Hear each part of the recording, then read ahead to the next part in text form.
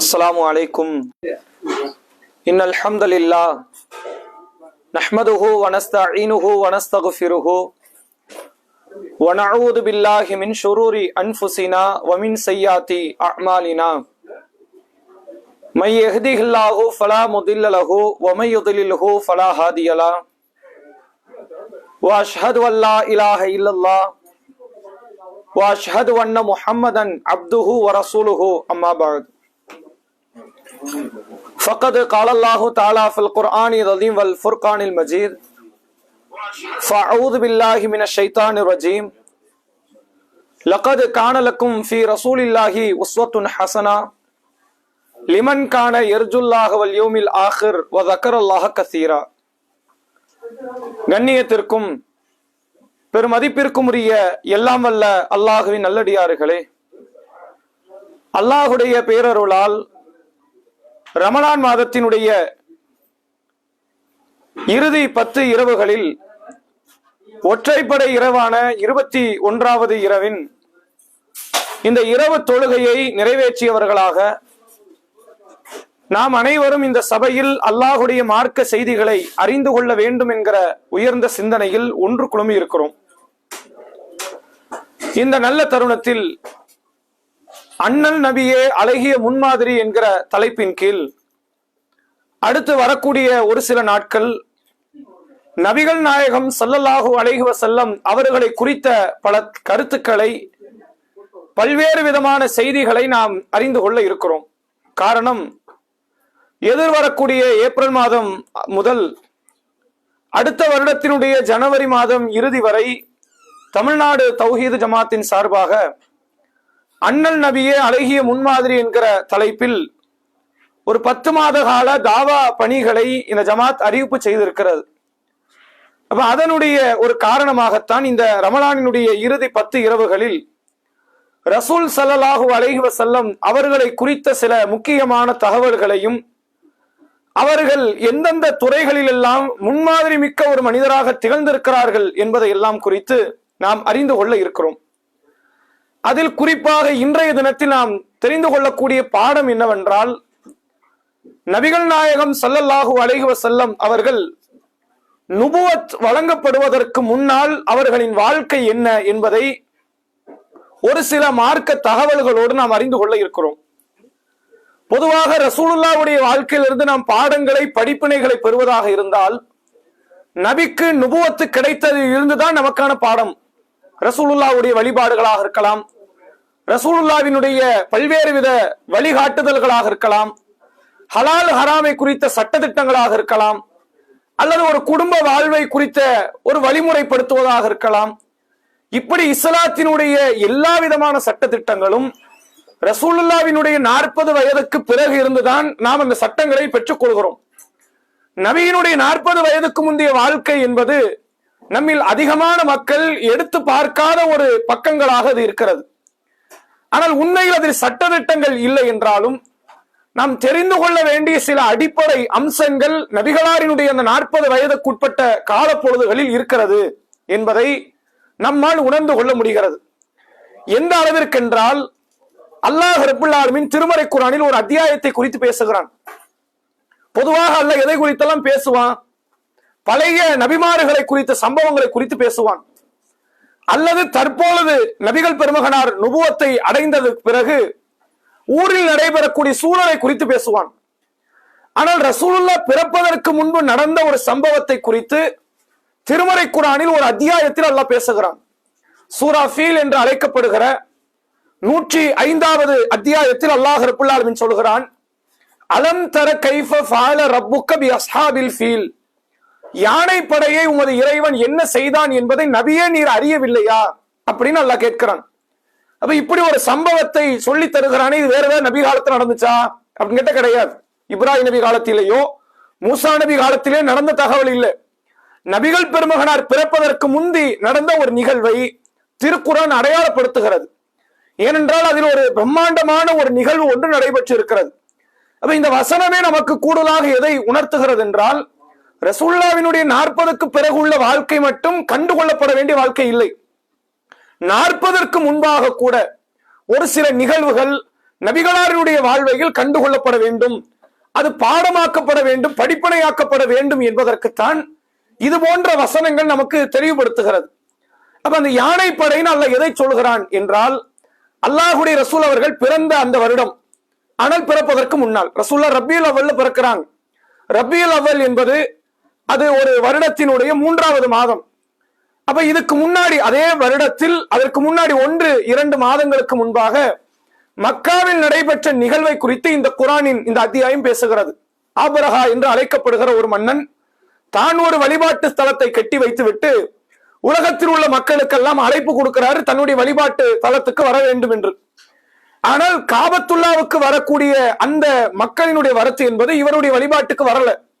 இவருடைய அந்த பள்ளிவாசலுக்கு ஆலயத்திற்கு வராதனுடைய விளைவாக கோபத்தினால் காபத்துல்லாவை இடிப்பதற்காக வேண்டி ஒரு யானை படையை திரட்டி கொண்டு அபரஹா என்ற மன்னர் மக்காவுக்குள் நுழைந்தார் என்பதைத்தான் இந்த வசனம் பேசுகிறது. இப்ப இவங்க மக்காவில் வாழ்ந்தவர்கள், யுத்தம் தெரியாதவங்களாம் கிடையாது, அவங்களாம் சண்டை போடுவதற்கு போதிய அளவுக்கு தாக்கத்து உள்ளவர்கள். ஆனால் யானைங்கிற ஜீவனை இப்பதான் புதுசு புதுசா பாக்குறாங்க. அந்த ஜீவனை பற்றி தெரியும், எப்படி கைகொள்ளன்னு தெரியாது. குதிரையை, ஒட்டகத்தை, கழுதையை, இது போன்ற உயிரினங்களை எல்லாம் கட்டுக்குள் அடக்கி கொண்டு இருந்த இந்த மக்களுக்கு யானையை எப்படி கையாள வேண்டும், எப்படி எதிர்கொள்ள வேண்டும் என்று தெரியாத மக்களாக இருந்தவர்கள் மக்காவாசிகள். அப்ப அந்த அபரஹா என்ற மன்னர் தன்னுடைய யானை படையை திரட்டி கொண்டு காபாவை இடித்து தரைமட்டமாக்க வேண்டும், மக்காவை கதையை முடித்துவிட வேண்டும் என்ற எண்ணத்தோடு உள்ளே நுழைய வருகிறான். அப்ப அல்லாஹ் இந்த படையை என்ன செய்தான் என்று திருக்குரானில் இந்த வசனங்கள் நமக்கு பேசுகிறது. அல்லாஹ் என்ன செய்தான் என்றால், அந்த வசனத்தின் தொடர்ச்சியில் அல்லாஹ் சொல்றான், நபியே, இப்படியான யானை படைகளை மெல்லப்பட்ட வைக்கோலை போன்று நாம் ஆக்கினோம். ரசூலுல்லாஹ் இந்த நேரத்தில் வாழல, பிறக்காத போது நடைபெற்ற ஒரு சம்பவத்தை அல்லாஹ் ரப்புல் ஆலமீன் திருமறை குரானில் ஒரு அத்தியாயமாகவே அருளி, இப்படி ஒரு கூட்டம் வந்தது, காபாவை இடிக்க வந்தது, இவர்களை மீது சுடப்பட்ட கற்களை கொண்டு அல்லாஹ் ரப்புல் ஆலமீன் தாக்கினான், ஒரு பெரிய பறவை கூட்டத்தை அல்லாஹ் அனுப்பினான் என்றெல்லாம் இந்த வசனத்தில் அல்லாஹ் ரப்புல் ஆலமீன் பேசுவதை பார்க்க முடிகிறது. அப்ப இதுதான் நபிகள் பெருமகனாரினுடைய வாழ்க்கை என்று எடுத்துக்கொண்டால் அறிந்து கொள்ள வேண்டிய முதல் அடிப்படை தகவல் இதுதான். இதில் இருந்துதான் ரசூலுல்லாஹ்வினுடைய அந்த கால பொழுதுகள், வருடத்தை அவர்கள் கணக்கிடுகிறார்கள். ஆமுல் ஃபீல், யானை வருடம். அவங்களுக்கெல்லாம் வருடம் கிடையாது. இன்னொரு பக்கம் பாரசீகர்களாக இருந்த மக்கள், ரோமபுரிகளாக இருந்த மக்கள், இவர்கள் எல்லாம் அன்றைய கால பொழுதுகளில் கிறிஸ்து பிறந்த வருடத்தை தங்களுக்குரிய வருட நாளாக வைத்திருந்தார்கள். ஆனால் மக்காவில் வாழ்ந்தவர்களுக்கு வருட நாள் கிடையாது. அவங்களுக்கு மாதம் உண்டு. முஹர்ரம்ல ஆரம்பிக்கணும், துல்ஹஜ்ல முடிக்கணும். மாதம் 12 அவங்களுக்கு உண்டே தவிர இது முதல் வருடம், இது 10வது வருடம், 50வது வருடம் கணக்கு போட அவங்களுக்கு தெரியாது. அப்ப இந்த யானை நிகழ்வு நடந்ததிலிருந்து இது முதலாவது யானை ஆண்டு, 2ஆம் யானை ஆண்டு என்று அவர்கள் கணக்கிட்டு கொண்டு வருகிறார்கள். அப்ப இது ரசூலுல்லாஹ்வினுடைய வாழ்க்கையில் நாம் தெரிந்து கொள்ள வேண்டிய முக்கியமான ஒரு காரியம். இதன் தொடர்ச்சியில அல்லாஹுடைய ரசூல் அவர்கள் பிறக்கிறார்கள். அந்த வருடத்தில் அவனுடைய தந்தை பெயர் அப்துல்லா, தாயாரின் பெயர் ஆமினா. நாம் அனைவரும் அறிந்து வைத்திருக்கிறோம். இந்த தந்தை நபிகள் பெருமகனார் பிறப்பதற்கு முன்பே மரணித்து விடுகிறார். ஒரு சில நாட்களிலோ அல்லது மாதங்களிலோ நபிகள் பெருமகனார் தாயின் வயிற்றில் இருக்கும் போதே நபியினுடைய தந்தை அப்துல்லா அவர்கள் மரணித்து விடுகிறார். நபியினுடைய தாயார் நபிகளார் பிறந்து 6 வயதை அடையும் போது ஒரு பயணத்தில் இருந்து திரும்பி வராங்க. மக்காக்குள்ள வரல, வருவதற்கு முன்னாலே தாயார் மௌத்தாயிடுறாங்க. அவங்க ஜனாசாவை தூக்கிட்டு வர முடியாத சூழ்நிலையினால் அவர்கள் ஒரு இடத்தில் அடக்கம் செய்யப்படுகிறார்கள் என்பதை பார்க்க முடிகிறது. இதை ரசூல்ல பிற்காலத்தை நினைவுபடுத்துறாங்க. மதீனாவில் இருந்து மக்காவுக்கு வரும்போது ஒரு இடத்தில் ஒரு கபர்ஸ்தானுக்கு அருகில் நின்று அல்லாஹுடைய ரசூல் அவர்கள் வேதனைப்பட்டு அழுகுறாங்க. அப்ப சஹாபாக்கள் கேட்கிறாங்க, அல்லாஹ்வுடைய தூதரே, எதனால அழுவுறீங்க, என்ன காரணம் அப்படின்னு கேட்கும்போது நபிகளார் சொல்கிறார்கள், இந்த கபரிலே அடக்கம் செய்யப்பட்டிருக்கிறது என்னுடைய தாய் ஆமினா. அவங்க தான் அடக்கம் செய்யப்பட்டிருக்கிறாங்க. நான் என் தாய்க்காக பாவ மன்னிப்பு தேடவான்னு அல்லாஹ் கிட்ட அனுமதி கேட்டேன். தேடலாமான்னு உன்கிட்ட அவனிடத்தில் ஒரு அனுமதியை நான் கேட்டேன். அல்லாஹ் அதை மறுத்து விட்டான். என் தாயினுடைய கபரை சென்று சந்திக்கலாமா என்று அல்லாஹ்விடத்தில் அனுமதி கேட்டேன். அவன் எனக்கு அனுமதி அளித்தான் என்று அல்லாஹுடைய ரசூல் அவர்கள் சொல்கிறார்கள். அவன் நபிகளாருக்கு தெரிந்திருக்கு, தன் தாய் மௌத்தான உடனே அங்க அடக்கம் செய்யப்பட்ட இடத்தை, அந்த கபரை நபிகள் பெருமகனார் 6 வயதில் தெரிந்த காரணத்தினால்தான் பிறகு நபிகள் பெருமகனார் மீண்டும் மக்காவிலிருந்து, மதீனாவிலிருந்து மக்காவுக்கு புலம்பெயர்ந்து மீண்டும் மக்கா வெற்றிக்காக வேண்டி வரும்போது தாயினுடைய மன்னரையே அல்லாஹுடைய ரசூல் அவர்கள் அடையாளம் கண்டு கொள்கிறார்கள் என்பதை பார்க்க முடிகிறது. அதே போன்று நபிகளாருக்கு முகம்மது என்ற பெயர் நமக்கு தெரியும். ரசூலுல்லாஹ்க்கு கூடுதல் இன்னொரு பேரும் இருந்திருக்கு. மொத்தமாக நபிகள் பெருமகனாருக்கு 5 பேர். அதுல 3 பேர் நுபுவத்துக்கு அப்புறம், 3 பேர் இருக்குல்ல, அது நுபுவத்துக்கு பிறகுதான் நபிகளாருக்கு கிடைக்கிறது. 2 பேர் நுபுவத் ஆகிறதுக்கு முன்னாடியே ரசூலுல்லாஹ் கிடைக்குது. ஒன்று முகம்மது, இன்னொன்று அகமது. இந்த 2 பேருமே ரசூலுல்லாஹ் நுபுவத்தை அடைவதற்கு முன்பு இருந்தே சொல்லப்படுகிறார்கள். அப்ப மிச்சம் உள்ள 3 பேர் என்னது? ஆகிப், ஹாஷிர், அதே போன்று மாஹி என்ற 3 பேர். ரசூலுல்லாஹ்க்கு மொத்தம் 5 பேர். நபிகள் பெருமகனாரே சொல்றாங்க, எனக்கு மொத்தம் 5 பேர், முகம்மது, அகமது, மாஹி, ஆகிப், ஹாஷிர் என்ற பேர். இந்த மாஹி, ஆகிப், ஹாஷிர் என்ற இந்த 3 பேர் நுபுவத்துக்கு அப்புறம், நபியானதுக்கு அப்புறம் உள்ள பேர். நபி ஆவதற்கு முன்னால் அல்லாஹ்வுடைய ரசூல் அவர்களுக்கு 2 பேர் இருந்திருக்கு. ஒன்று முகமது என்ற பெயர், இன்னொன்று அகமது என்ற பெயர். இன்னும் சொல்வதாக இருந்தால் அகமதுங்கிற பெயரை 600 வருஷத்துக்கு முன்னாடி எல்லாம் சொல்லிட்டான். ரசூலுல்லாஹ் பிறப்பதற்கு 600 ஆண்டுகளுக்கு முன்பாக அகமதுங்கிற பேரை எல்லாம் நினைவுபடுத்திட்டான். இது திருமறை குர்ஆனே நமக்கு சொல்லுகிறது. சூரா சஃப் என்ற 61வது அத்தியாயத்தை நீங்கள் பார்க்கலாம். ஈசா நபி என்ற ஒரு இறை தூதர், அவர் தன்னுடைய சமுதாயத்துக்கு மத்தியில பிரச்சாரம் செய்யும் போது சொன்ன வார்த்தை, யா பனி இஸ்ராயில் இன்னி ரசூலுல்லாஹி இலைக்கும், பனி இஸ்ரவேலர்களே, நான் உங்களுக்கு அல்லாஹ்வுடைய தூதர். நான் உங்களுக்கு எதை சொல்ல வந்திருக்கிறேன் என்றால், முஸத்திகல் லிமா பைன யதைஹி, எனக்கு முன்னால் வந்த தௌராத்தை உண்மைப்படுத்துவதற்காகவும், வமுபஷீரம் பி ரசூலின் யஅதி இஸ்முஹு அஹமது, அகமது என்கிற பெயருடைய ஒரு தூதுவர் வர இருக்கிறார், அவரை குறித்து உங்களுக்கு நற்செய்தி சொல்ல வந்திருக்கிறேன். அப்ப ரசூலுல்லாஹ் பிறக்கிறதுக்கு 600 வருஷத்துக்கு முன்னாடி வந்தவர் என்ன பெயர் சொல்றாரு? அகமது என்கிற பெயரை சொல்கிறார். அப்ப அல்லாஹ்வுடைய ரசூல் அவர்களுக்கு நுபுவத்தை அடைவதற்கு முன்னால் 2 பேர் இருந்திருக்கு. முகமது என்பது அல்லாஹ்வுடைய தூதரின் இயற்பெயர், குறிப்பிடப்பட்ட பெயர். ரசூலுல்லாஹ்வுக்கு அகமது என்கிற பெயரும் சொல்லப்பட்டிருக்கிறது என்பதை பார்க்க முடியுது. முகமது என்றால் புகழப்பட்டவர், புகழுக்கு உரியவராக ரசூலுல்லாஹ்வை வைத்து சொல்லப்படுற பேர் முகமது. அகமது என்றால் அதிகம் புகழக்கூடியவர், ரசூலுல்லாஹ் புகழ்ற இடத்துல இருக்கிறார், அல்லாஹ்வை அவர் அதிகமாக துதிக்கிறார், புகழ்கிறார் என்ற அர்த்தம் கொண்டதாக இருக்கிறது. இது அல்லாமல் ரசூலுல்லாஹ்க்கு இன்னொரு பேரும் இருந்திருக்கு.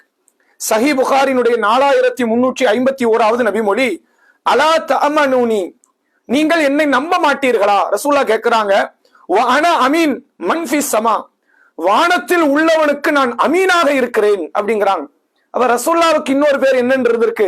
அமீன் என்ற பெயர், நம்பிக்கைக்குரியவர். நான் அல்லாஹ்வுக்கே நம்பிக்கைக்குரியவனாக இருக்கிறேன், என்ன நீங்க நம்ப மாட்டீங்களான்னு நபி கேட்கிறாங்க. அப்ப நபிகளாருக்கு இது ஒரு பெயராக இருந்தது என்பதை வரலாற்றின் மூலமாக நம்மால் அறிந்து கொள்ள முடிகிறது. இது அல்லாமல் ரசூலுல்லாஹ்வினுடைய அந்த வாலிப பருவத்தை அல்லாஹ் 3 வகைகளாக பிரித்து பேசுகிறான். நமக்கு வாலிப பருவமே தெரியாது, நமக்கு 40 இருந்தா நம்ம உணர்ந்து வைத்திருக்கிறோம். ஆனால் திருமறை குர்ஆனில் ஒரு அத்தியாயத்தில் நபிகளாரினுடைய அந்த வாலிப பருவத்தை ஒரு 3 பகுதிகளாக அல்லாஹ் பேசுகிறான். எப்படி எல்லாம் சொல்லுகிறான்? சூரா துஹா என்கிற 93வது அத்தியாயத்தின் 6வது, 7வது, 8வது வசனம் அல்லாஹ் சொல்லுகிறான், அலம் யஜிதிக்க யதீமன் ஃபஆவா, நபியே உங்களை நாம் அனாதையாக பார்த்தோம், உங்களுக்கு நாம் ஆதரவு அளித்தோம். யதீம் அப்படின்னா அனாதை, ஃபஆவா அப்படின்னா ஆதரவு அளிப்பது. அல்லாஹ் சொல்றான், நபியே நீங்கள் அனாதையாக இருந்தீர்கள், உங்களுக்கு நான் ஆதரவு அளித்தேன். அடுத்து அல்லாஹ் சொல்கிறான், வவஜதக தால்லன் ஃபஹதா, நபியே நீங்கள் வழிகட்டவராக இருந்தீர்கள், உங்களுக்கு நாம வழிகாட்டணும். நீங்க யாரு? நான் வழிகாட்டுவதற்கு முன்னால் நீங்கள் வழிகட்டவர், அதான் உண்மை. இது நபி மட்டும் இல்ல, முழு துன்யா ஒத்த உலகத்தில் உள்ள எல்லா மக்களும் வழிகட்டவர்கள் தான். அது அல்லாஹ் திருமறை குர்ஆனில் சொல்கிறான், சஃபா ஹுஃபரத்தி மினன் நார், நரக விளிம்புல நீங்க இருந்தீங்க, உங்களை நான் காப்பாத்தினேங்கிறான். திருக்குர்ஆனில் சூரா ஆலி இம்ரானிலே அல்லாஹ் பேசுகிறான். இன்னொரு இடத்தில் அல்லாஹ் சொல்கிறான், இன் கானும் மின் கபுலு லஃபி தலாலி முபீன், இந்த நபி தூதுவராக படுவதற்கு முன்னால் நீங்கள் அத்தனை பேரும் வழிகட்டில் இருந்தீர்கள். எல்லா மக்களும் வழிகேடு, முழு உலகமே வழிகேட்டில் இருந்தீங்க. இந்த தூதுவரை அனுப்புவதன் மூலமாக அல்லாஹ் உங்களுக்கு உபகாரணம் செய்தான், நேர்வழி காட்டினான் என்று அல்லாஹ் சொல்கிறான். அப்ப நபிகளாரினுடைய ஒரு பகுதி அவர் அனாதையாக இருந்தார், ஒரு பகுதி அவர் வழிகட்டவர் அப்படின்னு குர்ஆனில் அல்லாஹ் பதிய வைக்கிறான். இஸ்லாம் என்கிற நேர்வழியின் மூலமாகத்தான் பெருமானாருக்கு ஹிஜரத், அந்த ஹிதாயத் என்பது கிடைத்திருக்கிறது. இப்ப 3வதாக அல்லாஹ் சொல்கிறான், 93வது அத்தியாயம் 8வது வசனம், வவஜதக ஆயிலன் ஃபஅக்னா, நபியே நீங்கள் ஏழையாக இருந்தீர்கள், அல்லாஹ் உங்களை செல்வந்தராக ஆக்கினான். ரசூலுல்லாஹ்வினுடைய ஏழ்மை நமக்கு எப்ப தெரியும்? ஹிஜ்ரத்துக்கு பிறகு. ரசூலுல்லாஹ் மௌத் வரைக்கும் நல்ல உணவை சாப்பிட்டது கிடையாது, ஒரு உடை மாற்றுவதற்கு ஒரு நல்ல துணிமணி கிடையாது. எப்படின்னு தெரியும்? ரசூல்லா கடுமையான ஏழ்மையில இருந்திருக்கிறாங்க. அல்லாஹ் குர்ஆன்ல சொல்றான், ஹிஜ்ரத்துக்கு முன்னாடியே அவர் ஒரு ஏழ்மையில இருந்தாரு, உங்களுக்கு தெரியாதுங்கிறான். நம்ம யாருக்கு அது தெரியாது. நபிகள் பெருமகனார் இளமை பருவத்தில் இருக்கும்போது அவர் கடுமையான ஏழ்மையில் இருந்தார், கஷ்டப்படுகிற இடத்தில் இருந்தார். இப்ப நாம என்ன நினைச்சோம், நபிகள் பெருமகனார் ஒரு அரச குடும்பத்தை சார்ந்தவர். அது உண்மைதான். ரசூலுல்லாஹ் ஊர்லயே பிரம்மாண்டமான குடும்பத்தை சார்ந்தவர். ஆனால் தாயும் தந்தையும் நபிகள் பெருமகனாருக்கு இல்லாத காரணத்தினால் ரசூலுல்லாஹ் தன்னுடைய இளம் பருவத்திலேயே ஏழ்மையின் பிடியில் இருந்தார் என்று குர்ஆன் பேசுகிறது. அவர் ரொம்ப கஷ்டத்தில் இருந்தார். அவர் கஷ்டத்தை போக்கி அவரை செல்வந்தராக ஆக்கியது நான். அப்ப ரசூலுல்லாஹ்வுக்கு முதலில் வறுமை, பிறகு செல்வம் கிடைத்தது, பிறகு வறுமைக்கு போயிருக்கிறாங்க. மதீனாவினுடைய வாழ்க்கையில் வறுமையில போயிருக்கிறாங்க. செல்வத்துக்கு பிறகு வறுமை இல்லை, வறுமைக்கு பிறகு செல்வம், செல்வத்திற்கு பிறகு வறுமை என்று அல்லாஹ் குர்ஆனில் பேசுகிறான். அப்ப 3 நிகழ்வு அல்லாஹ் சொல்லுகிறான். இவர் அனாதை, எந்த விதமான ஆதரவும் இவருக்கு கிடையாது. யாரும் இவரை அரவணைக்கிற இடத்தில் இல்லை. இவரை நான் அரவணைத்தேன். இவர் வழிகட்டவராக இருந்தார், இவருக்கு நான் வழிகாட்டினேன். இவர் ஏழையாக இருந்தார், இவரை நான் செல்வந்தராக ஆக்கினேன் என்று அல்லாஹ் ரப்புல் ஆலமீன் திருமறை குர்ஆனில் சூரா துஹா என்கிற அத்தியாயத்திலே பேசுவதை பார்க்க முடிகிறது. ரசூலுல்லாஹ் தன் ஏழ்மையை குறித்த ஒரு சம்பவத்துல சொல்றாங்க. சஹீஹ் புகாரி 2262வது நபிமொழி. ஒரு முறை நபிகள் பெருமகனார் ஒரு யுத்த களத்தை முடிச்சுட்டு வராங்க. இதெல்லாம் நுபுவத்துக்கு அப்புறம் நடக்குது. ஆனால் முன்னால் நடந்த நிகழ்வு ரசூல் என்கிறத சொல்றாங்க. நுபுவத்துக்கு பிறகு நபிகள் பெருமகனார் ஒரு யுத்த களத்தை முடிச்சுட்டு வரும் பொழுது ஒரு கருவேல மரத்தினுடைய செடிகள், அதுக்கு பக்கத்துல சில ஆடுகளை ரசூலுல்லாஹ் பாக்குறாங்க. ஆடு மேய்க்கக்கூடியவர்கள் வந்திருக்கிறாங்க. அப்ப அவங்க என்ன செய்யறாங்கன்னா, அத பச்சை காய்களாக பறித்து அந்த ஆட்டுக்கு கொடுக்கறாங்க. நல்ல இப்பதான் காயாக இருக்குது, அந்த காய்களை பறித்து அந்த ஆட்டுக்கு கொடுக்கறாங்க. அப்ப அல்லாஹ்வுடைய ரசூல் அவங்க சொல்றாங்க, இதை பறிக்காதீங்க, செங்காய்கள் அதிலும் நல்ல பழுத்த காய்களாக பறித்து கொடுங்கிறாங்க. சிலதெல்லாம் பழுத்து சிவப்ப மாறி இன்னமும் பழுத்து கருப்பா மாறிடும். அப்படி கருத்து போயிருக்குமே, அந்த மாதிரியான பழங்களை பறித்து அந்த ஆட்டுக்கு கொடுங்க, அதனால விரும்பி சாப்பிடும் அப்படிங்கிறாங்க. சஹாபாக்கள் ஆச்சரியமாக பார்க்கிறார்கள். அப்ப அல்லாஹ்வுடைய ரசூல் அவர்கள் சொல்கிறார்கள், மா பாஸல்லாஹு நபியன் இல்லா ரஅல் கனம், உலகத்தில் அனுப்பப்பட்ட எந்த நபியாக இருந்தாலும் சரி, அவர்கள் ஆடு மேய்க்காதவர்களாக அவர்கள் இருந்ததே கிடையாது. எல்லா நபியும் அல்லாஹ் எப்படி அனுப்பி இருக்கிறான், ஆதம் நபியில் ஆரம்பித்து அது மூசா நபி, இப்ராஹிம் நபி, நல்லா யோசிச்சு பாருங்க. எல்லா நபியும் சுலைமான் நபி லிஸ்ட்ல வருவார். சுலைமான் நபி அரசர், அவர் வாப்பா தாவூத் நபி அரசர். ஆனா அல்லாஹ் அவர் எல்லா நபி ஏதோ ஒரு சூழல்ல ஆடு மேய்க்கக்கூடிய ஒரு சூழலுக்கு தள்ளிட்டான். ஏதோ ஒரு நேரம் இவர் ரசூலுல்லாஹ்வுக்கு உம்மா அப்பா இல்லைங்கிறதுனால அவர் ஆடு மேய்க்கிற இடத்துக்கு வந்துட்டாங்க. அப்ப ஒவ்வொரு நபி வேற வேற சூழலுக்கு ஆடு மேய்க்கிற இடத்துக்கு போயிட்டாங்க. மூசா அலைஹிஸ்ஸலாம் அவர்கள் அரச குடும்பத்தில் வளர்ந்தார், ஃபிரௌனுடைய குடும்பத்தில். ஆடு மேய்க்க வேண்டிய அவசியம் இல்லையே. அப்ப ஏதோ ஒரு நேரத்தில் அவர்களும் ஆடு மேய்க்கிற ஒரு சூழலுக்கு அல்லாஹ் தள்ளி இருக்கிறான் என்பதை நம்மால் பார்க்க முடிகிறது. உடனே சஹாபாக்கள் கேட்கிறாங்க, அன்த யா ரசூலல்லாஹ், அல்லாஹ்வுடைய தூதரை நீங்களும் ஆடு மேய்ச்சிருக்கிறீங்களா? இங்க இருக்கிற சஹாபிகளுக்கு தெரியாது. ஏனென்றால் ஒன்னு ரசூலுல்லாஹ்வோட வயது குறைந்தவர்களாக இருக்கலாம், அல்லது நபியை பற்றி தெரியாதவர்களாக இருக்கலாம். அப்ப அவங்க என்ன கேட்கிறாங்க, அல்லாஹ்வுடைய தூதரை நீங்களுமா ஆடு மேய்ச்சிருக்கிறீங்க அப்படின்னு கேட்கும்போது நபிகளார் சொன்னாங்க, நாம் குந்து அரஆஹா, நானும் ஆடு மேய்த்தவனாக இருக்கிறேன். அலா கராரியத், நான் சில கராத்து வெள்ளி நாணயங்களுக்காக வேண்டி, அது குறிப்பிட்ட சில பைசாக்கள் என்பதை போன்ற ஒரு சில நாணயங்கள். அப்ப அந்த நாணயங்களுக்காக வேண்டி மக்காவில் நான் சில எஜமானர்களுக்கு ஆடு மேய்க்கக்கூடியவனாக நான் இருந்தேன் என்று அல்லாஹ்வுடைய ரசூல் அவர்கள் சொன்னார்கள்.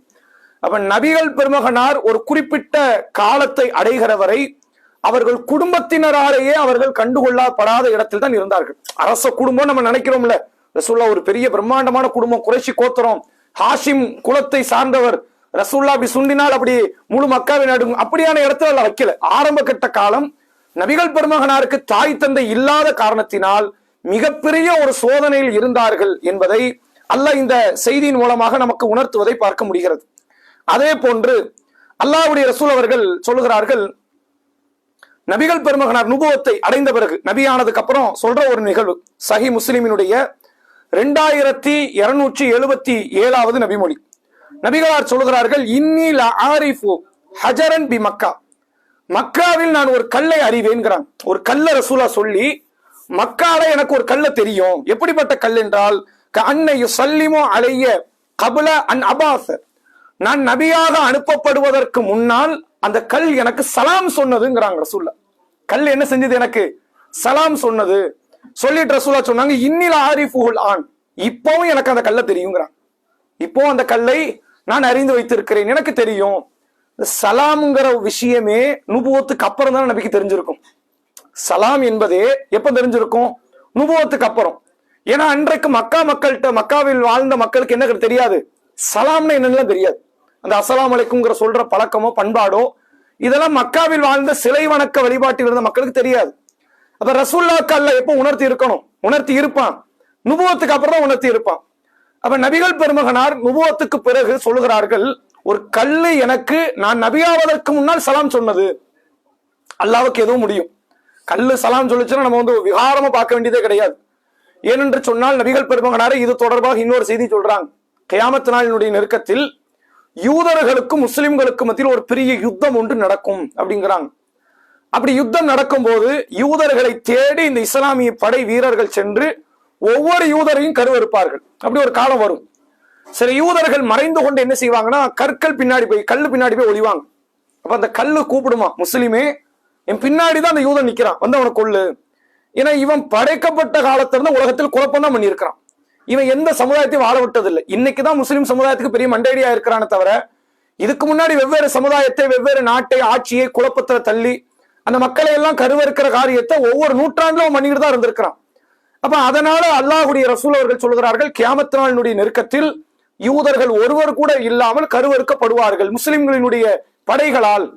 அப்போ கல்லுக்கு பின்னாடி போய் இந்த ஒரு யூதன் ஒளிந்தான் வைங்க, கல்லு சொல்லுமா, எனக்கு பின்னால் யார் இருக்கிறான், இந்த யூதன் இருக்கிறான், வந்து இவனை விட்டுறாத, நீ கதையை முடிச்சிரு அப்படின்னு சொல்லக்கூடிய இடத்தில் கற்கள் பேசும் என்று அல்லாஹ்வுடைய ரசூல் அவர்கள் சொன்னார்கள். அப்ப கியாமத் நாள் நெருக்கத்தில் நடக்கிற மாதிரியான ஒரு நிகழ்வு தான் எங்க நடந்திருக்கு. ரசூலுல்லாஹ் நபியாவதற்கு முன்னால் ஏதோ ஒரு எல்லா கல்லு இல்ல, ஒரு குறிப்பிட்ட ஒரு கல், அதான் ரசூலுல்லாஹ் சொல்றாங்க, எனக்கு அந்த கல்ல ஞாபகம் இருக்குங்கிறாங்க. ஒரு குறிப்பிட்ட ஒரு கல்லு எனக்கு அது சலாம் சொல்லி இருக்கிறது. ரசூலுல்லாஹ் இதையே நுபுவத்துக்கு முன்னாடி சொல்லல. சலாம்னா என்னன்னு தெரியல. அல்லாஹ் அதுக்கு பிறகு சலாத்தை பற்றி சொல்லும் போது அன்னைக்கு சொன்ன சலாம் தான் போல, அந்த கல்லு நமக்கு சலாமா தான் சொல்லி இருக்குது என்பதை நபிகள் நாயகம் ஸல்லல்லாஹு அலைஹி வஸல்லம் அவர்கள் பிற்காலத்தில் அதை குறித்து சொல்லக்கூடிய நிகழ்வை நம்மால் பார்க்க முடிகிறது. இது மாதிரியான சில நிகழ்வுகள் நபிகளாரினுடைய முந்தைய காலங்களில் நடந்திருக்கிறது. அதே போன்று இன்னொரு முக்கியமான ஒரு நிகழ்வு ரசூலுல்லாஹ்வினுடைய 40 வயதுக்கு முன்னால் நடந்தது என்றால், நபிகள் பெருமகனார் வளர்ந்து வரக்கூடிய அந்த தருணம் ரசூலுல்லாஹ்க்கு திருமணம் ஆகுது. 25 வயதில் நபிகள் பெருமகனார் தன்னை விட வயதில் மூத்த பெண்ணான அன்னை ஹதீஜா ரதியல்லாஹு அன்ஹா, அதே மக்காவில் பூர்வக்குடியாக இருக்கிற மக்காவாசியாக சார்ந்த ஹதீஜா அம்மையாரை நபிகள் பெருமகனார் திருமணம் முடிக்கிறாங்க. நபிகளார் தான் முதல் மாப்பிள்ளை, அதாவது அவர் இப்பதான் முதல்ல கல்யாணம் முடிக்கிறார். ஆனா ஹதீஜா அம்மையாருக்கு இவர் முதல் கணவர் கிடையாது. இதுக்கு முன்னாடி 2 கணவர் இருந்திருக்கிறார். முதல்ல ஒரு கணவர் நல்லபடியா வாழ்ந்துகிட்டு இருக்கிறாங்க, அவர் மௌத்தா போயிட்டார். அடுத்து இன்னொருத்தர் கல்யாணம் முடிக்கிறாங்க, அவர் கூட நல்லா வாழ்ந்து கொண்டிருக்கிறாங்க, அவர் மௌத்தாயிட்டார். மூன்றாவதாகத்தான் நபிகள் பெருமகனாரை அன்னை ஹதீஜா ரதியல்லாஹு அன்ஹா அவர்கள் திருமணம் முடித்தார்கள் என்பதை பார்க்க முடிகிறது. ரசூலுல்லாஹ் தன்னுடைய வாலிப பருவத்தில் இருந்தே இந்த மூட பழக்கத்தை அறுத்தெறிகிற ஒரு பண்பாட்டில் இருந்தாங்கிறதுக்கு இது ஒரு காரணம். 2 மாப்பிள்ளையே கட்டியாச்சு, 2 மாப்பிள்ளை மௌத்து. யாருமே சீண்ட கூடாத இடத்துல இருக்கிற ஒரு பெண் தான் அன்றைக்கு மக்காவாசியில ஹதீஜா. சீண்ட முடியாது இல்ல, நாளைக்கு நாம மௌத்தாயிட்டோம்னா அப்படின்னு நினைக்கக்கூடிய இடத்துல இந்த பெண் அடுத்து பிள்ளைய கூட பெத்துக்கல. ஹதீஜா அம்மையார் முதல் கணவர் மூலமும் புள்ள கிடையாது, 2வது கணவர் மூலமும் புள்ள கிடையாது. அப்ப இன்னொரு ஆளு நானும் போய் இப்ப தலையை விட்டு நான் செத்துட்டேன்னு என்ன செய்யறது அப்படின்னு விலகி நிற்கிற ஒரு மூட நம்பிக்கை நிறைந்த ஒரு சமுதாயத்துக்கு மத்தியில கொஞ்சமும் கூட அதை பத்திலாம் கவலைப்படலை. அது நம்ம மௌத்தாயிரும், அது எப்படி மௌத்தாகும்? இது நபிகள் பெருமகனாருடைய பகுத்தறிவு சிந்தனையை காட்டுகிறது. ரசூலுல்லாஹ் நினைச்சா வேற பெண்ணை கல்யாணம் முடிச்சிருக்கலாம். ஏன்னா அல்லாஹ் செல்வத்தை வழங்கிய ஒரு காலம், ரசூலுல்லாஹ் வியாபாரத்தை செய்து பொருளாதாரத்தில் ஒரு செழிப்பை நோக்கி நகர்ந்த ஒரு காலம். அப்ப நபிகளார் நினைத்தால் வேற பெண்ணை திருமணம் முடிச்சிருக்கலாம். அப்ப இது எதை உணர்த்துகிறது என்றால், அன்றைக்குள்ள மூட கலாச்சாரத்தை உடைத்தெறிந்த ஒரு பண்பாடாக பார்க்க முடியுது. இது மட்டும் இல்லாமல் மக்காவாசிகள்கிட்ட 4 வகையான கல்யாணம் இருந்துச்சாம். ரசூலுல்லாஹ் நபியாவதற்கு முன்னால் மக்காவாசிகள்கிட்ட 4 வகை கல்யாணம். ஒரு கல்யாணம் எப்படி இருக்குன்னா, இன்னைக்கு நாம நடைமுறையில் இருக்கிற கல்யாணம்.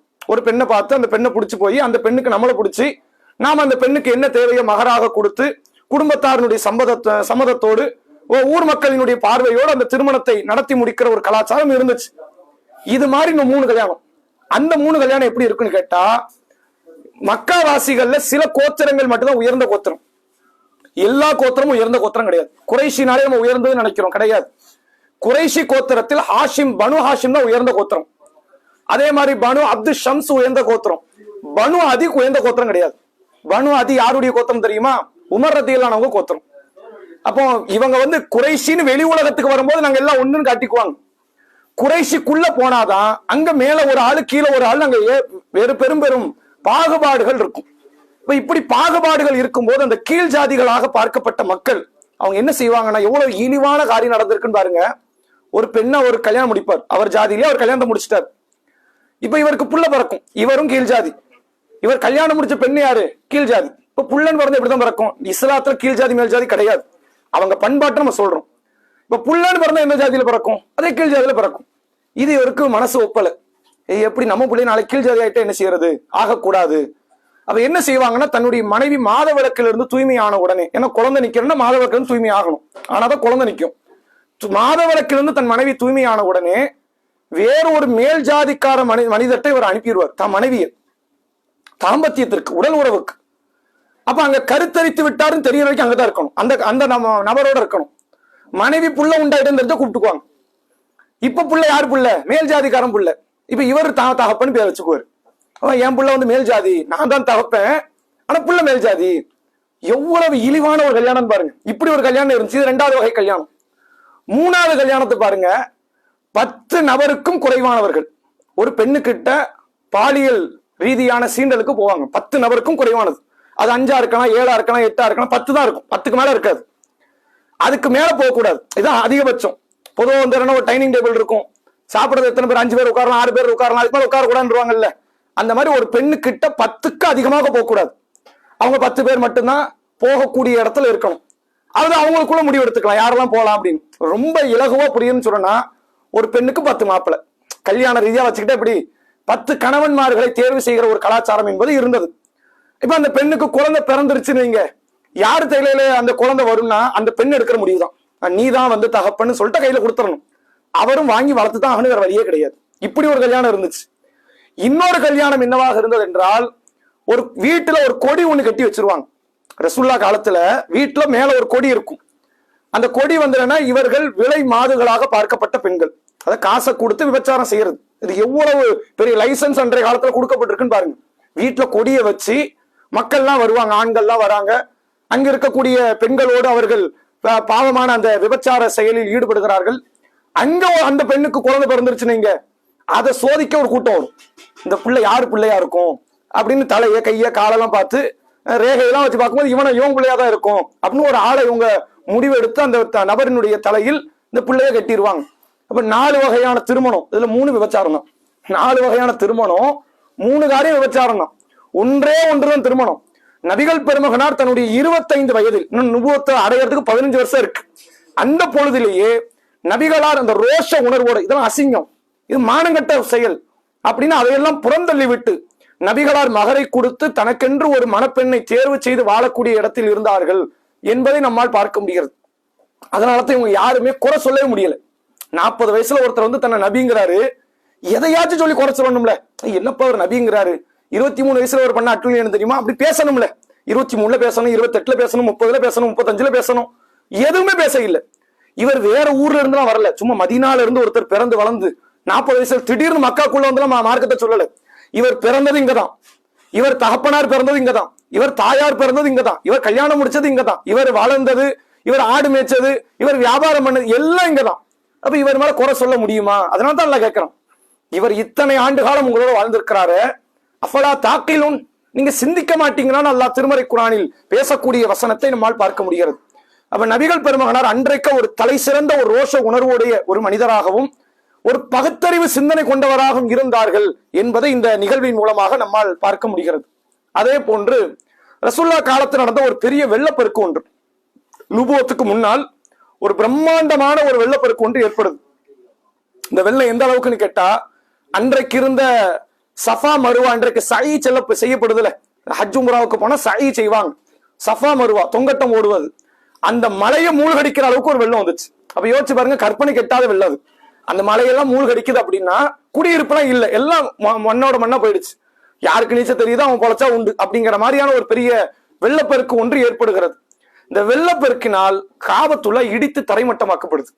வெள்ள சீற்றத்தின் காரணமாக மொத்த காபமும் சிதலமடையுது. இது யார் கட்டிய காபா? நபி இப்ராஹிம் அலைஹிஸ்ஸலாம் முதல்ல ஆதம் நபி கட்டுறாங்க, பிறகு சிதறமடைகிறது. இப்ராஹிம் நபி இஸ்மாயில் நபி அல்லாஹ் அனுப்பி அந்த காபாவை கெட்ட வைக்கிறான் அல்லாஹ். அப்ப அப்படி கெட்டப்பட்ட அந்த பள்ளிவாசல் மீண்டும் நபிகள் பெருமகனாருடைய காலத்திலேயே அது இடிக்கப்படுது. வெள்ளப்பெருக்கின் காரணமாக சிதலமடைந்து இடிக்கப்படுகிறது. இப்ப வெள்ளமெல்லாம் முடிஞ்சிருச்சு. இப்ப காபாவை கட்டணும். மக்காவாசிகள்கிட்ட எவ்வளவு பெரிய குஃப்ரியத்து இருந்தாலும், ஷிர்க் சிந்தனை இருந்தாலும், இந்த காபாவுக்கான ஒரு மதிப்பை அவங்க எப்போதுமே குறைச்சது கிடையாது. இப்ப கெட்டியே ஆகணும்னு முடிவெடுக்கிறாங்க. இன்னைக்கு காபாவினுடைய வடிவம் பார்த்திருக்கீங்கல்ல, மக்காவில காபா வடிவம் எப்படி இருக்கும்? ஒரு செவ்வக வடிவத்துல இருக்கும், ஸ்கொயர் ஷேப். உண்மையில அது ஸ்கொயர் ஷேப்பே கிடையாது. ஆதம் நபி கட்டியது ஸ்கொயர் ஷேப் கிடையாது, இப்ராஹிம் நபி கட்டியது ஸ்கொயர் ஷேப்லாம் கிடையாது. அப்ப எப்படி இருக்குன்னு கேட்டா 3 பக்கம் தான் ஸ்கொயர் மாதிரி இருக்கும், ஒரு பக்கம் வளைய மாதிரி இருக்கும். ஒரு பக்கம் எப்படி இருக்கும்? வளையம். 3 பக்கம் போட்ட பானா மாதிரி இருக்கும், ஒரு பக்கம் மட்டும் வளைய மாதிரி இருக்கும். இப்படி இருந்த காபா இடிக்கப்பட்டு அது மறுபடியும் கட்டப்படும் போது என்ன ஆயிடுச்சுன்னு கேட்டா, ஒரு பக்கம் சுவர் எழுப்புறதுக்கு அவங்கள்ட்ட காசு இல்லை. இந்த வளையம் மாதிரி போடுற இடத்துல என்ன பண்ணல, அவங்கள்ட்ட போதிய பொருளாதாரம் வெள்ளத்துல எல்லாம் அடிச்சு போயிடுச்சு. இப்ப இதை கெட்டதே பெரிய பாடு. அப்ப அதனால தங்கள்கிட்ட போதிய அளவுக்கு பொருளாதாரம் இல்லாத காரணத்தினால என்ன செஞ்சுட்டாங்கன்னு கேட்டா, இந்த ஒரு பக்கம் வளையமாக வர வேண்டிய இடத்தையும் செவ்வகமாக்கி விட்டாங்க. 3 பக்கம் செவ்வறு கட்டியாச்சு. இப்ப 4வது பக்கம் என்ன பண்ணிட்டாங்கன்னா, வளையமா வரணும்ல, வளையமா வைக்கிற அளவுக்கு உங்கள்கிட்ட செங்கல் இல்லை, போதிய பணம் இல்லை. அதை செங்கலை கட்டி 4 பக்கமும் இப்ப கட்டமாக்கிட்டாங்க. அன்றைக்கு காஃபீர் கட்டினதான் இன்னைக்கு வரைக்கும் இருக்கு. அப்ப அந்த வளையம் எங்கெங்க போச்சு? இப்ப நீங்க காபாவில பாத்தீங்கன்னா பக்கத்துல ஹிஜ்ர்னு சொல்லி ஒரு பகுதி இருக்கும். 4 பக்கம் செவ்வகத்துல ஒரு பக்கம் மட்டும் ஒரு சின்ன அறவட்டம் ஒண்ணு போட்டிருப்பாங்க. நீங்க தவாஃப் செய்யும் போது எப்படி செய்யணும், அந்த அறவட்டத்தை சேர்த்து தான் செய்யணும். அறவட்டத்துக்குள்ள போய் செஞ்சீங்கன்னா தவாஃப் ஆகாது. அது அந்த காபாவுக்கு இது கொஞ்சம் விலகிதான் நிற்கும், விலகி இருக்கும். நம்ம அந்த அறவட்டத்தை விட்டுட்டு தவாஃப் செய்தோம்னா அது என்ன கிடையாது, தவாஃப் ஆகாது. அறவட்டத்தோட சேர்க்கணும். அதுவும் காபாவினுடைய ஒரு பகுதி, காபாவுக்குள்ள உள்ள ஒரு பகுதி தான் அப்படிங்கிறத பார்க்க முடியுது. இதெல்லாம் வந்து நபிகளாருடைய காலத்தில் நடந்த ஒரு நிகழ்வு. இப்ப இதுல ரசூல்லா என்ன எந்த வகையில சம்பந்தப்படுறாங்கன்னு கேட்டா, இந்த காபா கெட்டும் போது கல்லை சுமந்தவர்களில் நபியும் ஒருவர். வெள்ளத்துல வந்து அடிச்சு இழுத்துட்டு போயாச்சு. இப்ப காபாவை கெட்டுறாங்க. கெட்டக்கூடிய காரியத்தை நபிகள் பெருமகனாரும் கல் சுமந்தார்கள். அந்த செய்தி சஹி புகாரினுடைய 3829வது நபிமொழி. யாரெல்லாம்? ரசூல்லாவும் ரசூல்லாவினுடைய சிறிய தந்தை அப்பாஸ் ரதியல்லானவர்கள். இவரெல்லாம் பிற்காலத்தில் தான் இஸ்லாத்துக்கு வராரு. அப்போ அந்த சூழ்நிலையில் ஒரு சிலை வணக்கசாலியாக இருக்கிறார். அப்ப 2 பேர் கற்களை சுமந்து கொண்டு காபாவை கட்டுறாங்க. ரசூல்லானும் நபி ஆகல, ஆனா சமுதாயத்துக்கு செய்த தொண்டு காரியங்களை பாருங்க. காபத்துல்லாவை நபிகள் பெருமகனார் கட்டுகிறார்கள். கற்களை வந்து தோல் பூஜத்துல வச்சு சுமந்து போறாங்க, இல்ல பெரிய பெரிய செங்கல் அதெல்லாம். அப்ப அப்படி இருக்கும்போது அந்த நேரத்துல அப்பாஸ் ரதியல்லான் அவர்கள் சொல்கிறார்கள், அவருடைய பெரிய தந்தை என்ன சொல்றாரு, அப்படி சிறிய தந்தை என்ன சொல்றாருன்னா, கீழாடை கட்டி இருக்கீங்கல்ல அதை கலட்டிருங்கிறார். மேலாடை கீழாடை 2 ஆடை உண்டு. அன்றைய காலத்துல உள்ளாடை எல்லாம் கிடையாது, 2 ஆடை, மேலாடை கீழாடை. சில பேர் கீழாடை மட்டுமே மேலாடையோட சேர்த்து கட்டிக்குவாங்க, கழுத்தோட சேர்த்து கட்டிக்கிறது. இப்ப அப்பாஸ் என்ன சொல்றாருன்னா, கீழாடையை கழட்டிருங்க, கழட்டி அதை தோல் பட்டையில வச்சு அதுக்கு மேல கல்ல வைங்க, வெயிட் தெரியாது இல்ல, பெருசா வலிக்காத இல்லையா, அப்படி பண்ணுங்க அப்படிங்கிறாங்க. அன்றைய காலத்தில் நிர்வாணமாக அந்த மக்காவில் அலைகிறதுனா ஒரு விஷயமே கிடையாது. அது ஒரு பொருட்டே இல்லை. இந்த சின்ன பையன் அலைகிற 5 வயசு பையன் 10 வயசு பையன் அலைகிற மாதிரி இல்ல, பெரிய பெரிய ஆட்களே வந்து நிர்வாணமாக திரிவார்கள். அது அவங்களுக்கு என்ன கிடையாது, ஒரு பெரிய பொருட்டே இல்லை, அது ஒரு தப்பே கிடையாது. அப்படி ஒரு காலம் அது. காபத்துல்லாவை நிர்வாணமாக தவாப் செய்த கூட்டம் அவர்கள். அப்ப ரசூல்லாவை என்ன பண்றாங்கன்னா, தன்னுடைய கீழாடை கழட்டிடுறாங்க. கழட்டி அதை தூக்கி தோல் பட்டையில வைக்கிறாங்க. கல்ல சுமந்த உடனே திடீர்னு வானத்தை நோக்கி கண்ணு போகுது, ஒரு மாதிரி கறக்கமாவது. ரசூலா கீழே விழுந்துட்டாங்க. விழுந்த உடனே அல்லாஹுடைய ரசூல் அவர்கள் கொஞ்ச நேரத்தில் மூர்ச்சித்து விழுந்த நபி அவர்கள் எழுந்து சொல்றாங்க, இசாரி இசாரி, என்னுடைய கீழாடை எங்கே, என்னுடைய கீழாடை எங்கேன்னு கேட்டுட்டு அழகி இசாரகு, ரசூல்லா உடனே அந்த கீழாடை எடுத்து உடனே தன்னுடைய மறைப்பகுதிகளை மறைத்துக் கொள்கிறார்கள். இதற்கு பிறகு அல்லாஹுடைய ரசூல் அவர்கள் நிர்வாணமாக வெளிப்பட்டதே கிடையாது. ரசூல்லாக்கு அந்த உணர்வு அல்லாஹ் அந்த சூழல்ல ஏற்படுத்துறான். இது கூட ஒரு தப்பான ஒரு காரியம் என்பதை நபிகளாரினுடைய வாழ்வில் அல்லாஹ் ரப்புல் ஆலமீன் வெளிப்படுத்தக்கூடிய ஒரு நிகழ்வாக இருக்கிறது. உண்மையில் ஒரு ஈமான் கொண்டவர் என்றைக்குமே வெட்க உணர்வை கடைபிடிக்கிற இடத்துல இருக்கணும். இதெல்லாம் நமக்கு ஒரு முக்கியமான ஒரு பாடம். ஒரு முறை ஒரு சஹாபி கேட்கிறார், அவங்கள்ட்ட சஹாபாக்கள்கிட்ட மாற்று ஆடையே கிடையாது. இப்ப நம்மகிட்ட வந்து 10 ஆடை இருக்குது, 10 சட்டை 10 பேண்ட் இருக்குது அப்படின்னா, சஹாபாக்கள்கிட்ட மாற்று துணி கிடையாது. அப்ப அவங்க என்ன கேட்கிறாங்க, அல்லாஹ்வுடைய தூதரே, நாங்கள் எங்களுடைய மறைவிடங்களை கண்டிப்பா மறைச்சி ஆகணுமான்னு கேட்கிறாங்க. ஆமா, மறைக்கணும். சரி, ஒரு பெண் இருந்தா மறைக்கணும், ஒரு ஆண் இருந்தாலும் மறைக்கணுமா? மறைக்க வேண்டியது இல்லை. அவங்களுடைய அவங்க நினைக்கிறது, ஒரு ஆண் இருக்கிறாரு, நானும் ஆம்பளை, அப்ப ஏன் மறைக்கணும், என்ன அவசியம் இருக்கு? ரசூலுல்லாஹ் சொல்றாங்க, மறைச்சுதான் ஆகணுங்கிறாங்க. இப்ப சஹாபிகள் அடுத்து கேட்கிறாங்க, அல்லாஹ்வுடைய தூதரே, தனிமையில இருந்தா மறைக்கணுமா? தனிமையில நாங்க இருக்கிறோம், யாரும் இல்லை எங்களை பார்க்கறதுக்கு.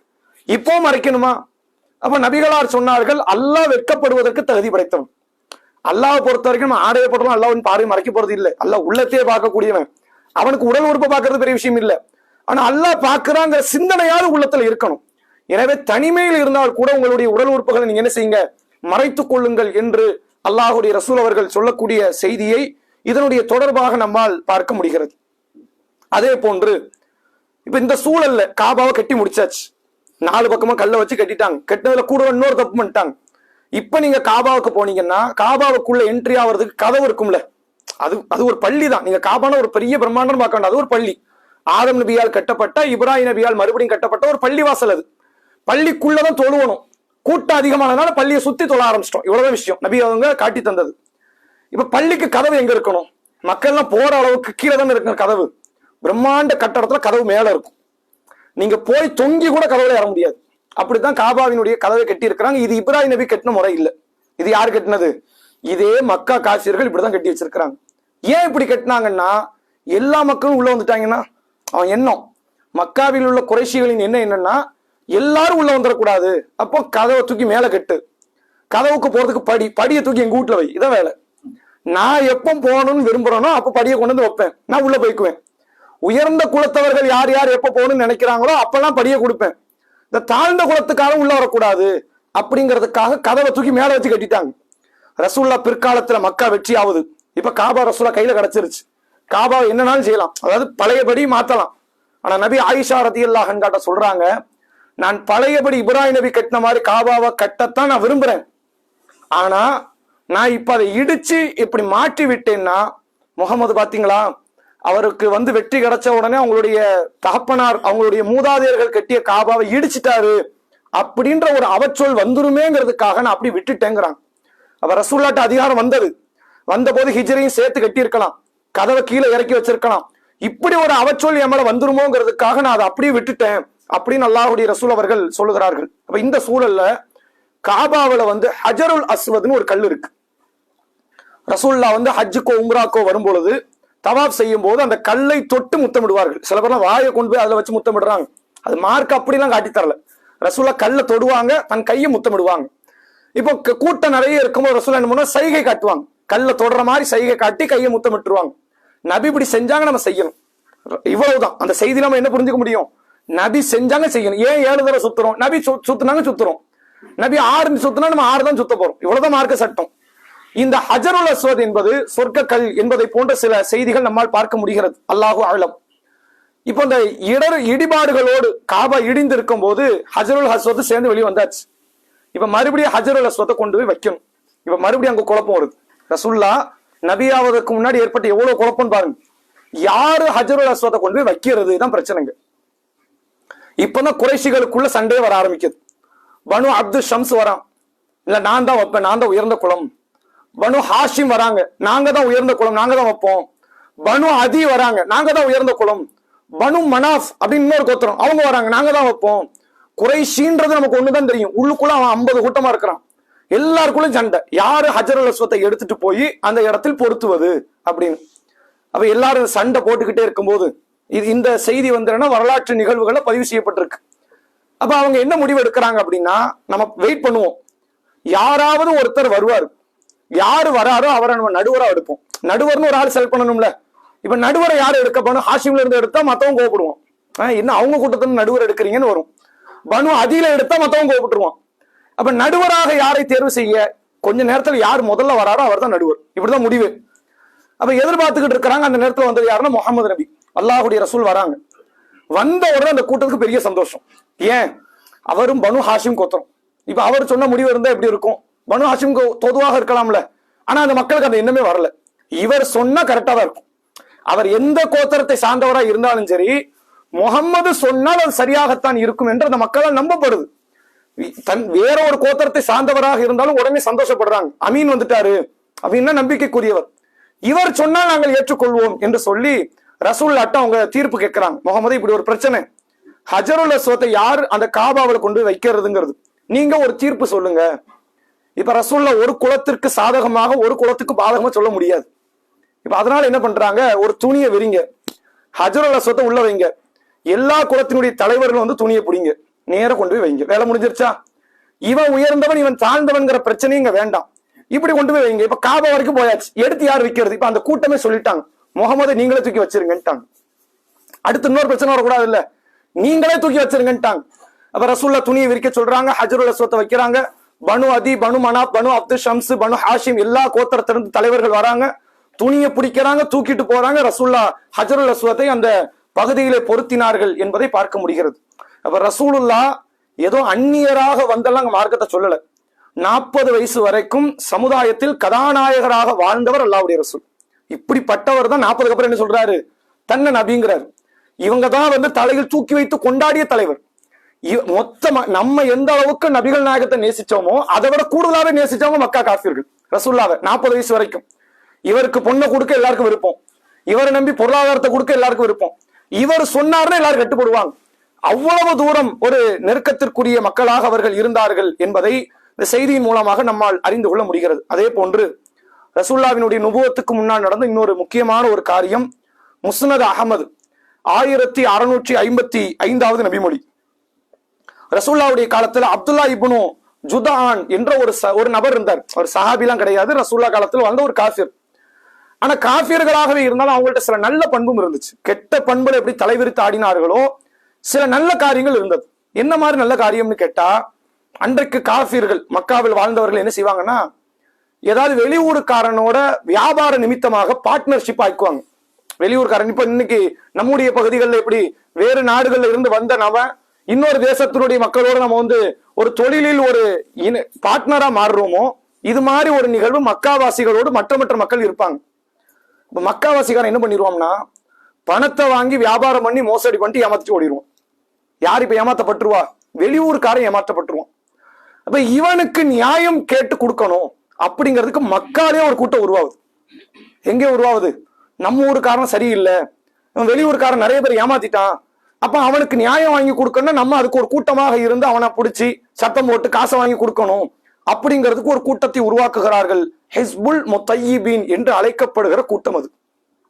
ஹிஸ்பு அப்படின்னா கூட்டம், படை. முத்தய்யிபீன் அப்படின்னா தூய்மை மிக்கவர்கள் என்று அர்த்தம். அப்ப தூய்மையானவர்களின் படை என்று அல்லாஹ்வுடைய ரசூல் அவர்களும் இணைந்த ஒரு கூட்டமைப்பு உருவாக்குறாங்க. காரணம் என்ன? இங்கு யாரும் அநியாயம் பண்ணக்கூடாது, அநியாயமா அடுத்தவன் பொருளாதாரத்தை திருடக்கூடாது, திருடுனா நாங்க நியாயம் கேட்க வருவோம் அப்படிங்கிறதுக்கு ஒரு கூட்டத்தை உருவாக்கினார்கள். நபிகளார் இதை பிற்காலத்தை நினைவு கூறுறாங்க பாருங்க. இஸ்லாம் லாஜப்து, நான் இப்ப இஸ்லாத்துல இருக்கிறேன், நான் நபியா இருக்கிறேன், இப்ப அந்த கூட்டத்திடம் இருந்து எனக்கு அழைப்பு வந்தா கூட நான் போவேங்கிறாங்க. அவன் காஃபியர்களால் உருவாக்கப்பட்டது, ஆனா நல்ல எண்ணத்துக்காக உருவாக்கப்பட்டது. என்ன நோக்கம்? சமுதாயத்துக்கு ஒரு நல்லது செய்வோம், ஒரு அநியாயத்தை தடுப்போம்னு உருவாக்குனாங்க. நான் அப்ப அவங்க கூட இருந்தேன், பணி செய்தேன். இப்ப நான் இஸ்லாத்துல இருக்கிறேன், இப்போது என்னை அவர்கள் அழைத்தாலும் நான் அவர்களுக்கு பதில் அளிப்பேன், அவர்களோடு சென்று நான் என்ன செய்வேன்? பணியாற்றுவேன் என்று அல்லாஹ்வுடைய ரசூல் அவர்கள் சொன்ன ஆதாரபூர்வமான நபிமொழிகளை நம்மால் பார்க்க முடிகிறது. எனவே நபிகள் நாயகம் ஸல்லல்லாஹு அலைஹி வஸல்லம் அவர்கள் 40க்கு பிறகுதான் இதோ சமுதாயத்துக்கு தெரிய வந்தது போன்றும், 40க்கு முன்னாடி அவர் வீட்டுக்குள்ளே இருந்தார், பிறந்ததுல இருந்து 40 வரைக்கும் வீட்டுல இருந்தாரு. அதுக்கப்புறம் தான் அவர் வெளி உலகத்துக்கு வந்து தன்னை தூதராக அறிமுகப்படுத்தினார். அப்படிலாம் கிடையாது. எந்த இடத்திலும் ஒரு நேரத்தில் கூட இவரிடத்தில் குறை பார்க்கவே முடியாது. அவ்வளவு பெரிய ஒழுக்கமிக்க ஒரு வாழ்க்கையை, சமுதாயத்தில் தலை சிறந்த தலைவர் என்கிற ஒரு பொறுப்பை பெறக்கூடிய அளவிற்கு வாழ்ந்த நபர் அல்லாஹ்வுடைய ரசூல். இறுதியாக ஒரு தகவல், நபிகள் நாயகம் ஸல்லல்லாஹு அலைஹி வஸல்லம் அவங்க நுபுவத்தை அடைந்து 3 வருஷம் ரசூலா ரகசிய பிரச்சாரம் பண்ணிக்கிட்டு இருக்கிறாங்க. யாருக்கிட்ட சொன்னா பிரச்சனை வராது, யாருக்கிட்ட சொன்னா நம்ம சொன்ன உடனே ஏத்துக்குவாங்க நபர்களையா பார்த்து கொடுக்குறாங்க. அபூபக்கர் ரதியல்லாஹு அவர்கள், அலி ரதியல்லாஹு அவர்கள், ஹதீஜா ரதியல்லாஹு அன்ஹா, ஸைத் இப்னு ஹாரிஸா ரதியல்லாஹு அவர்கள், இவங்கெல்லாம் ரசூலா ரொம்ப நெருக்கம். இவங்க ஒண்ணு அப்ஜெக்ஷன் தெரிவிப்பாங்களே தவிர சண்டையாக்க மாட்டாங்க. எங்களுக்கு வேண்டாம் அப்படின்னா சொல்லலாம், என்ன சொல்ல மாட்டாங்க, அதை பூதாகரம் ஆக்க மாட்டாங்க. அதனால அவங்களா பார்த்து சொன்னாங்க. உமர் ரதியல்லாஹு அன்ஹு போய் சொல்லல, பூதாகரம் ஆயிரும், அவங்கள்ட்ட சொல்லல. ஒரு 3 வருட கால ரகசிய பிரச்சாரங்கள் நடைபெற்று கொண்டிருக்கும் போது அல்லாஹ் இப்போ ஒரு வசனத்தை இறக்குறான். வஅன்சிர் அஷீரத்தக்கல் அக்ரபீன், சூரா அன்பியால வருது. நபியே, உங்கள் நெருங்கிய உறவுக்காரர்களுக்கு நீங்கள் எடுத்து சொல்லுங்கள். இப்ப என்ன பண்ணக்கூடாது? இந்த பார்த்தெல்லாம் சொல்லக்கூடாது. எவனா இருந்தாலும் நீங்க சொல்லிருங்க, அவன் ஏத்துக்காம போறான் சொல்லிருங்கன்ட்டான்ல. இப்ப சஃபா மலையில ஏறுறாங்க ரசூல்லா. ஏறி என்ன செய்யணும்? எல்லா மக்களையும் அழைக்கிறாங்க. அத்தனை குலத்தின் பெயர், யா பனு அப்து ஷம்ஸ், யா பனு மனாஃப், யா பனு ஹாஷிம், யா பனு அப்துல் முத்தலிப், எல்லா குடும்ப தலைவர்களின் பெயர்களை சொல்லி குடும்பத்தை எல்லாம் கூப்பிடுறாங்க. மொத்த மக்கா வந்துருச்சு. யாராவது வர முடியாதவங்களா இருந்தா ஆள் அனுப்பிட்டாங்க. அவரு முக்கியமான ஆள் முகமது கூப்பிடுறாரு, ஏதோ முக்கியமான டீட்டெயில் இருக்கும், நீ போயிட்டு என்னால வர முடியல, எப்படியாவது ஆள் அனுப்பிட்டாங்க. முழு மக்களும் மக்காவில் வாழக்கூடிய மக்கள் எல்லாம் சஃபா மலைக்கு கீழே வந்து ஒன்று குழுமுகிறார்கள். ரசூல்லா முதல்ல கேட்ட கேள்விதான். என்ன கேட்டாங்க தெரியுமா? இந்த மலைக்கு பின்னால் ஒரு குதிரைப்படை இருக்குன்னு வச்சுக்க, நீ மலைக்கு கீழே இருக்கிற, நான் மலைக்கு மேல இருக்கிறேன், நீ பின்னாடி குதிரைப்படை இருக்குதா இல்லையா நீ சுத்தி வந்துதான் பார்க்கணும், அல்லது மேல ஏறி வந்து பார்க்கணும். இப்ப நான் தான் பார்க்கிற இடத்துல இருக்கிறேன். மலைக்கு பின்னால் ஒரு குதிரைப்படை இருக்குதுன்னு நான் சொன்னா நீ நம்புவியான்னு கேட்கிறாங்க. முகமது நபி என்ன கேட்கிறாங்க? மலைக்கு பின்னாடி ஒரு குதிரைப்படை இருக்குதுப்பா அப்படின்னு நான் சொல்றேன், நீ பார்க்காம நம்புவியா அப்படின்னு கேட்கிறாங்க. மொத்த மக்காவாசியும் கோரஸா சொன்ன வார்த்தை என்னது? மா ஜர்ரப்னா அலைக்கல் கதீப், முகமதே உங்கள்கிட்ட நாங்க பொய்யை இதுவரைக்கும் கேட்டதே இல்லை. 10 வயசு பையனை பார்த்து சொல்லல, 40 வயசு பெரிய ஆளை பார்த்து பேசுறாங்க. 40 வருஷத்துல ஒரு பொய் கூட ரசூலா பேசுனது இல்லை. ஒரு பொய், ஒரு திருமண விஷயத்திலோ, வியாபாரத்திலோ, குடுக்கல் வாங்கலிலோ, அல்லது பேச்சு வழக்கத்திலோ, எதுலையுமே கிடையாது. உங்கள்கிட்ட ஒரு பொய்யவாவது நாங்க இது வரைக்கும் அனுபவிச்சிருப்போமா? அப்ப என்ன அடிப்படையில நீங்க இப்படி கேட்கறீங்க? நீங்க சொன்னாலே உண்மையா தானே இருக்கும். அப்ப நான் சொல்றேன், அன்கைது அன்புசக்கும் இன்னார், உன்னை நீ நரக நெருப்புல இருந்து காப்பாத்திக்க. உடனே ஜகாவாயிட்டான். இப்பந்தான் நீங்க எதை சொன்னாலும் சரியா இருக்கும், நீங்க தான் பத்திரமாத்து தங்கம், உங்களை விட உண்மையாளர் கிடையாது, அப்படியெல்லாம் புகழ்ந்த மக்கள் இப்ப ரசூல்லா சொல்றாங்க, நான் நபி, அல்லாஹ்வுடைய தூதர், எனக்கு வந்து அல்லாஹ் வகை செய்தியை கொடுக்கறான், மறுமையில நரகம்னு ஒண்ணு இருக்கு, சொர்க்கம்னு ஒண்ணு இருக்கு, நம்ம எல்லாம் சொர்க்கம் போகணும், நரகம் போயிடக்கூடாது, என்ன அல்லாஹ்வுக்கு பயந்துகிட்டு என்ன நீங்க பின்பற்றுங்க அப்படிங்கிற அந்த நுபுவத்து கோட்பாட்டை எடுத்து சொன்ன உடனே எல்லா மக்களும் புறக்கணித்து விட்டு போயிட்டாங்க. இல்ல அவர் போய் சொல்றாரு அப்படின்ட்டாங்க. அல்லாஹ் இவ்வளவு பெரிய பாடத்தை உணர்த்துறதுக்கு தான் 40 வருட கால வாழ்க்கையை பெருமானாருக்கு அந்த பூமியில கொடுக்கறான். இன்னும் யோசிச்சு பாருங்க, நுபுவத்து வருஷமே வெறும் 23 தான். நுபுவத்து வருஷமே வெறும் 23. அதாவது ரசூல்லா வந்து திருமண வாழ்க்கை, வியாபாரம், தொழுகை, நோன்பு, எல்லா வழிபாடு, எல்லா பழக்க வழக்கம் எல்லாத்தையும் சொல்லி கொடுக்க ரசூலுக்கு எவ்வளவு வருஷம் வந்துச்சு? 23 வருஷம். ஒண்ணுமே இல்லாததுக்கு 40 வருஷம். ஒண்ணுமே இல்லாததுக்கு எதுக்கு 40 வருஷம் எல்லாம் கொடுத்தான்? ஏனென்றால் நபிகள் பெருமகனார் பண்பாட்டில் திளைத்தவர், தலை சிறந்த மாண்புடையவர் அப்படிங்கறத காட்டுறதுக்கு 40 வருஷம். ஒரு மனுஷன் அட்டூழியன்னு ஒண்ணு பண்றான்னு வைங்களேன், 40க்குள்ள பண்ணாதான் உண்டு. இல்லங்க 40க்கு அப்புறம் ஒருத்தன் பண்ணுவான், அப்ப 40க்கு மேல அவன் பெருசா பண்ணான்னு அர்த்தம். ஒருத்தன் 60 அட்டூழியம் பண்றான்னு நீங்க, அவன் 20 அதை விட பெரிய ஜகஜால கில்லாடியே இருந்திருப்பான்னு அர்த்தம். 40 வரைக்கும் ஒழுக்கத்தில் உள்ளவன் 40க்கு பிறகெல்லாம் கெட்டவனா மாற முடியாது. அல்லாஹ் இந்த பாடத்தை அந்த சமுதாயத்துக்கு உணர்த்தி ஒரு குற்றத்தை 40க்கு முன்னாடி காட்டு, ஒரே ஒரு குற்றத்தை காட்ட முடியுமா? முடியாதுல்ல. அப்ப என்ன அடிப்படையில் இவரை நீ பொய்யருங்கிற? இவர் ஏமாத்து பேர் வழி பொய்யர் அப்படின்னு ஏன் சொல்ற? இதே போன்று இன்னொரு சம்பவம் தான்.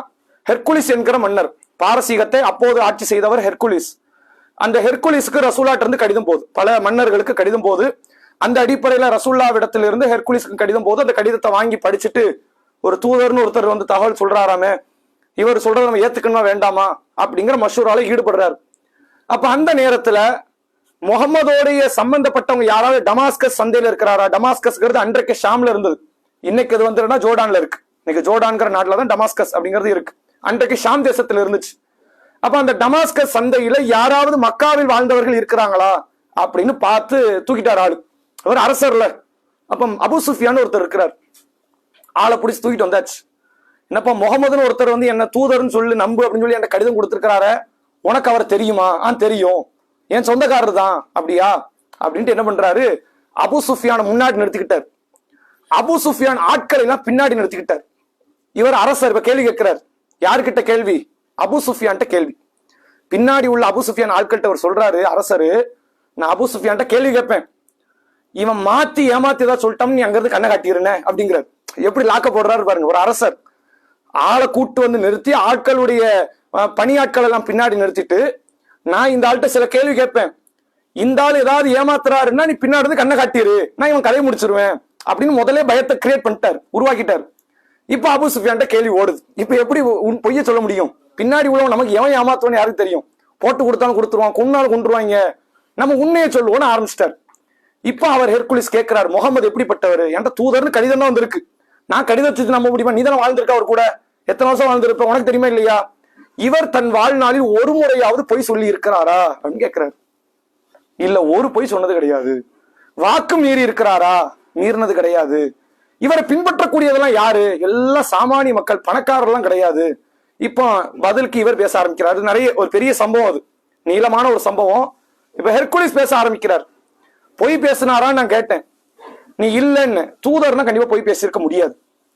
அவர் பொய் பேசி இருந்தாருன்னா ஒரு தூதரா இருக்க முடியாது. அப்ப அவர் கண்டிப்பா தூதராத்தான் இருப்பாரு அப்படின்ற ஒரு அடிப்படைக்குள்ள ஹெர்குலிஸ் வருவதற்கு நபிகளாரினுடைய நற்குணம் ஒரு காரணம். அப்ப 40 வருஷம் சும்மா வாழ விடல. சும்மா வாழ்ந்துட்டு போங்க, 40 வருஷம் ஃப்ரீயா இருங்க, என்ஜாய் பண்ணுங்க, அப்புறம் உங்களை நபியாக்குற. அப்படி இல்ல. இந்த 40 ஆண்டுகள் அடுத்த நீங்க 23 ஆண்டு காலம் செய்யற தாவாவுக்கான முதலீடு இது என்ற அடிப்படையில் தான் அல்லாஹுடைய ரசூல் அவர்களை 40 ஆண்டு காலம் இந்த வாழ்க்கையில அல்லாஹ் அமைத்திருக்கிறான். ரசூல்லா 40 வருஷம் பட்ட துன்பம்லாம் சொல்லால் அடங்காத துன்பம். 23ல துன்பம் அடைஞ்சாங்கன்னா அது வேற. மறுமையில ஆகரத்துல நன்மை இருக்கு, சொர்க்கம் கிடைக்கும், நரகத்திலிருந்து விடுதலை கிடைக்கும்ன்ற ஒரு ஆத்ம திருப்தியாவது இருக்கும். 40 வருஷத்துக்கு முன்னாடி எதை கொண்டு அவங்க ஆத்ம திருப்தி அடைய முடியும்? அனாதை, தாய் தந்தை கிடையாது, படிப்பு கிடையாது, பொருளாதாரம் கிடையாது, கடுமையான கஷ்டம், சமுதாயத்துல எவ்வளவோ பெரிய அளவுல வந்துன்னா ஒரு ஏழ்மை நிலைய நபிகள் பெருமகனார சந்திக்கிறாங்க. அவ இவ்வளவு பெரிய விஷயம் நபிகளாருக்குமான பாடம் மட்டுமல்ல, அன்றைக்கு மக்காவில் வாழ்ந்தவர்களுக்கான ஒரு பெரிய படிப்பினையாகவும் அல்லாஹுடைய ரசூல் அவர்களை அல்லாஹ் வாழ வைத்திருக்கிறான் என்பதை பார்க்க முடிகிறது. இந்த பெருமானார் தன்னுடைய 40க்கு பிறகு எத்தனையோ பல துறைகளில் தலை சிறந்த ஒரு மாமனிதராக இருந்தார். அது குறித்த தகவல்களை இன்ஷா அல்லாஹ் வரக்கூடிய நாட்களில் நாம் அறிந்து கொள்வோம். வாஹிர் தஅவானா அல்ஹம்துலில்லாஹி ரப்பில் ஆலமீன். அஸ்ஸலாமு அலைக்கும் வரஹ்மத்துல்லாஹி வபரகாத்துஹு.